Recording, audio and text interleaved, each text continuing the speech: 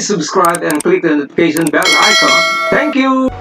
Hello mga ka-express, magandang araw po sa inyong lahat. Ngayon ay araw po ng Miyerkules, Simbang Baklaran, at ang petsa ay 22 na po ng buwan ng Nobyembre. 8 araw na lamang po at papasok na ang buwan ng December. Yan, nasisimoy na natin o naaamoy na natin ang Kapaskuhan. Pero bago tayo dumako sa December o Kapaskuhan, pag-usapan muna natin mga ka-express ang trending na sports ngayon, ang larong volleyball.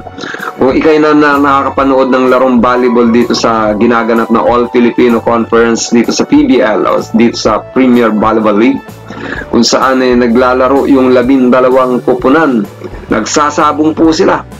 So 12 teams yan. So ibig sabihin bawat isang team maglalaro ng 11 games. So may 11 games ang bawat isang kupunan. Sa ngayon, meron ng 7 wins at 0 losses atong koponan ng Creamline. So, ang katanungan, bakit nga ba gigil na gigil ang ibang team na talunin o matalo itong Creamline? Alam naman natin mga ka-express na defending champion itong Creamline. At ito rin ang team na multi-awarded ata itong team na to eh.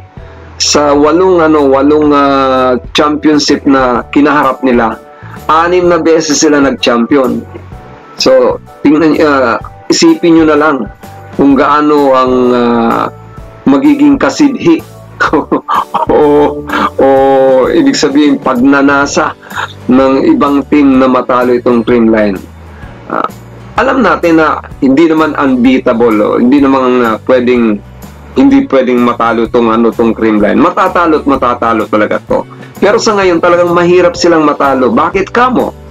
Unang-una, itong team ng Creamline mga ka-express, ito lang ata itong bukod tanging team na napakasulido ng samahan.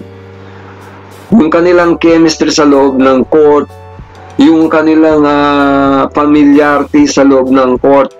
Kumbaga, isang galaw pa lang ng isang player, alam na nila kung saan sila pupwesto, alam na nila kung paano nila suportahan o magkaroon ng backup support doon sa kanilang mga kakampi doon sa loob.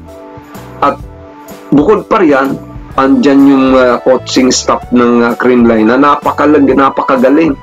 Magaling dumiskarte, magaling bumasa ng laro. At higit sa lahat, magaling mag-reshuffle o mag-shuffle ng kanilang mga tao. Alam din ng coaching staff kung sino ang ipapasok o sino ang gagawing first 6. Kasi noon nasanay na tayo mga ka-express na nakikita lagi natin yung first 6. Andyan si Eliza, andyan si Gia Morado, andyan si Domingo, andyan siyempre si Gemma Galanza, andyan din si Panaga, at siyempre yung kanilang lidero, kung hindi si Atienza ay si De Jesus. Yun ang kumbaga nasanay na tayo doon sa first 6 na yun. Pero sa ngayon, iba na yung first 6. Hindi na yung permanenteng first 6. Minsan gumagamit ang coaching staff ng ibang set ng player para malito nga naman yung mga kalaban. Kasi hindi nila alam kung ano yung diskarte ng mga player na ipinapasok ng coaching staff ng Creamline. So ganun, nalilito yung kanilang mga kalaban sa pagpasok o sa ginagamit ng mga player ng Creamline. At alam naman natin na bawat player ng Creamline, kahit sino ang hugutin dyan, nakakapag-deliver talaga ng point. So, para sa akin mga ka-express, matatalo lang itong Creamline kapag nakapag-commit sila ng mahigit 30 error. Pag nakapag-commit sila ng 30 error, sure bull yun mga ka-express, matatalo talaga itong Creamline. Pero hanggat less than 20 ang kanilang error o kaya less than 30 ang kanilang error, mahihirapan talaga talunin ang Creamline.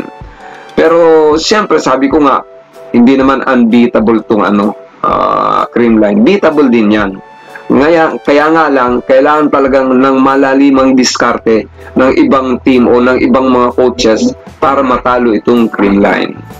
So, there you have it mga ka-express. Sana sa mga susunod pang usaping sport, samahan niyo pa rin ako. Ito pa rin si Hill. Maraming salamat. Diyos mabalos. God bless you.